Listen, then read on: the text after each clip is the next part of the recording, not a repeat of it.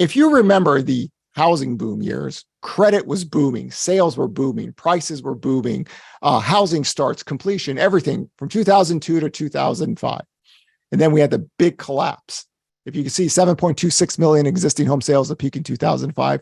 When that demand collapsed, two things happened. Credit availability index, just to give you some numbers, the MBA's, Mortgage Banking Association's index, it went from 400 all the way to 900, then from 900 collapsed to 100. Credit collapse, sales collapse, inventory spike. What we had last year was historic. Monthly home sales had a waterfall demand, but no inventory spiking.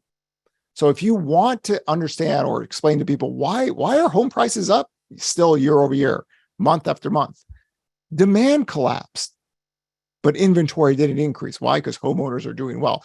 One of the things that the biggest thing that people don't remember about 2020, 2020 existing home sales were only 130,000 more than 2017 levels. So we never had like a credit sales boom.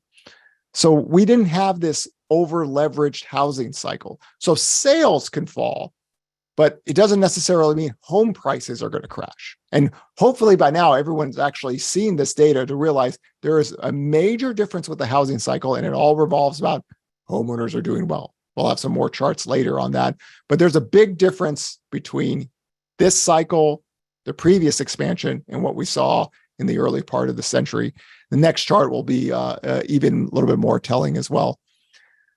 One of my favorite things, purchase application data. This is from the Mortgage Banking Association. It is a survey data. It's not a volume data, but just basically a survey. I always draw that black line from 2002 to 2005 to tell people that was such a massive credit boom. And whenever you have a massive credit boom and credit bust, the entire sector goes through a lot of pain. It needs to deleverage, right? Homeowners were filing for foreclosures and bankruptcies years before the recession. None of that was happening in the last 12 years. One of my long-term calls in the previous expansion when I started writing about housing in 2010 is that the MBA index will never hit 300 until years 2020 to 2024, right? Household formation grows, mortgage demands will grow with that. You see that in the bottom in 2014. We kept on slowly increasing, and here comes the biggest demographic patch. Wow, boom, economics is demographics. There you go. Housing has good replacement buyers. I don't ever call it, a booming housing market, but great replacement buyers. So what do I mean by that? First-time home buyers, move-up buyers, move-down buyers, cash buyers, investors. You put them all together, it's a pretty good decade. But now, with inventory breaking as low as it has, guess what happened? Forced bidding, home prices escalated out of control, right? And as soon as mortgage rates rose, and we're not talking about a mild mortgage rate, we're talking about a historic rate, demand collapses. But just like from 2005 to 2007, we saw the inventory increase there. Here, we had another waterfall demand hit. And still, the housing market in terms of inventory channels and credit channels are stable. Why? Because homeowners in America have never looked better. Our family has been in banking since the late 1950s. And I can tell you this, on paper, what we have seen, because why? Fixed debt costs, rising wages, cash flow looks better. Homeowners are in a good spot. And in an inflation environment, which we haven't dealt with many decades, the best inflation hedge on planet Earth was a 30-year fixed mortgage in America. Why?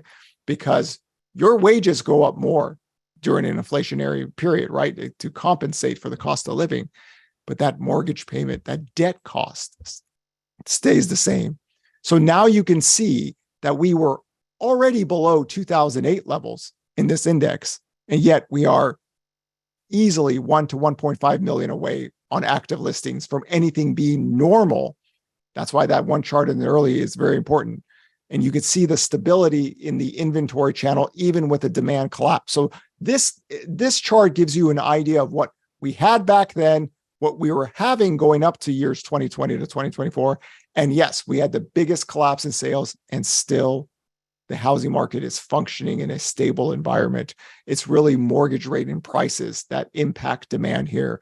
And that's how it should be, right? Prices, mortgage rates, those things impact, even if you have very good demographics, the housing inflation hit was so severe for myself, for my work in this year's 2020 to 2024. I said, housing will be fine as long as home prices only grow 23% over the next 5 years. If people go, home prices can't grow 23%, it's a bubble already. Okay, watch. We escalated out of control. Within 2.5 years, we're already up 42%. That was my biggest fear of housing. I went on the media networks, late 2020, early 2021. Don't worry about forbearance. I was so sure that forbearance was never going to be the thing. I coined those people, the forbearance crash bros, professional grifters, YouTube, Facebook, you probably see them, Instagram, Twitter, forbearance. So it's like, nope, forbearance is at 5 million. It's going to slowly go down to under 500,000 eventually in a year. That's what's happened, right? So again, homeowners in a very good spot. They have a very low total housing costs, even with the collapse in mortgage demand, right? Mortgage demand is most buyers. You can see that we still have a very stable inventory channel.